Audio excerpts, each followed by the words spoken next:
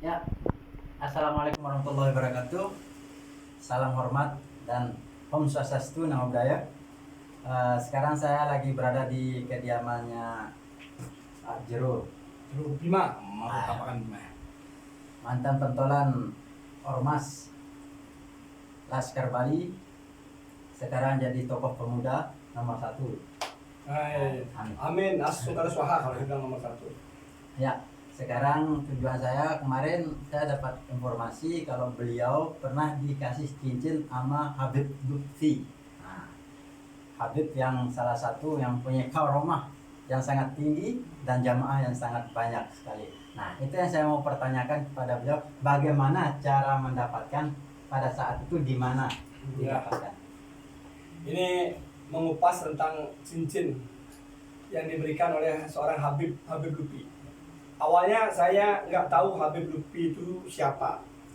Saya tahu hanya diajak untuk bertemu Habib Lutfi. Saya nggak tahu, nggak kenal Habib siapa. Yang saya ikutin, katanya Habib ini NKRI. Saya ingin ketemu.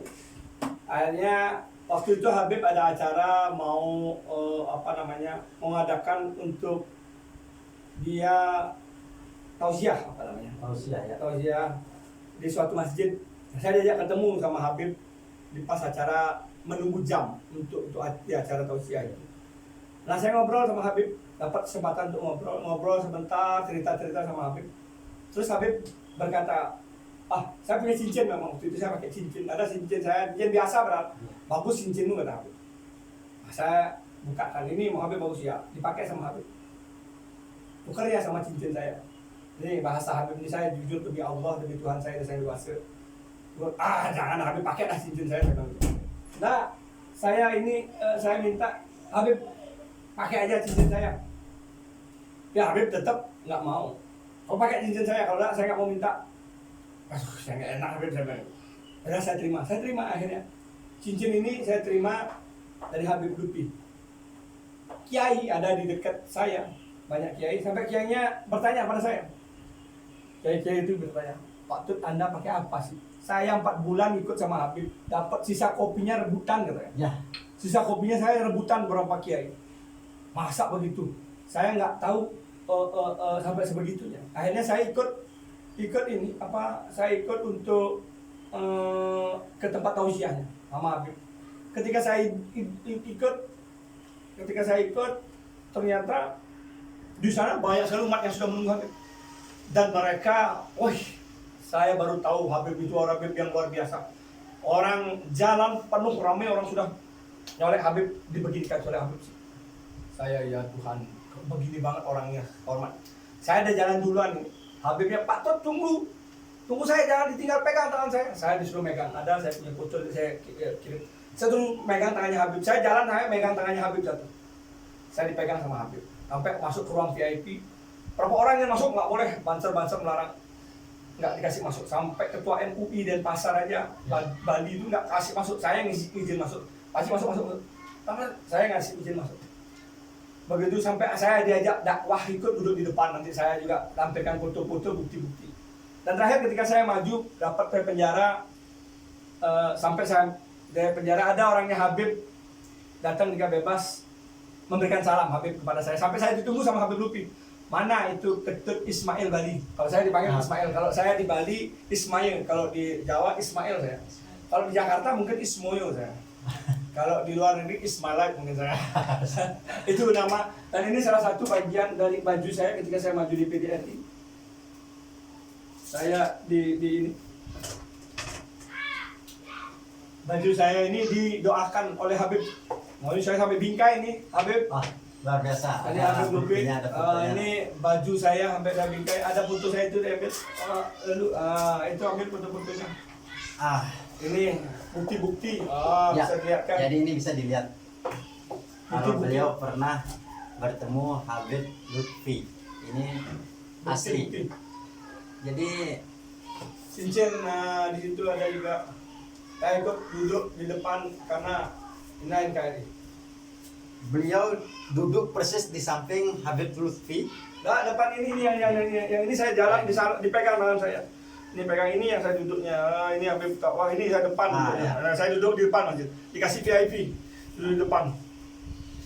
Ini Habib pegang tangan saya. Ini waktu punya cincin. Ini tangan saya dipegang sama Habib. Nah ini yang dilampirkan ini Habib Lutfi. Habib Lutfi sekarang adalah presidennya Sulpi dunia. Dan dia menjadi sekarang menjadi Watim presiden. Jadi dia menjadi salah satu staf khusus presiden. Habib Lutfi. Ya. Nah ini cincin saya zoom ya, didekatkan ke sana. Bisa dilihat ketika beliau dikasih cincin nama Habib Lutfi. Ini juga ketika baju saya di ini, ya, baju saya didoakan sama Habib. Ini perjalanan hidup saya. Nah, dari sini kita belajar bahwa kita tidak saling membedakan. Beliau lebih tahu isi hati manusia. Jadi beliau Habib Lutfi itu ahli sufi dan dia mempunyai karomah yang sangat tinggi. Saya tanya saudara saya Muslim, ketika saya pakai begini, saya di mall, adakah yang tahu saya agama Hindu? Saya tanya, ada yang tahu saya? Assalamualaikum warahmatullahi wabarakatuh. Nggak ada yang tahu. Makanya ketika Tuhan kita berbeda, harusnya Tuhan sudah ciptakan kita berbeda. Bayi baru lahir, adakah yang sama? Adakah yang berbeda? Kan semuanya sama. Tidak ada bayi baru lahir langsung sunatan. Ya, betul. Tidak ada bayi langsung lahir pakai belalai kalau agama Hindu.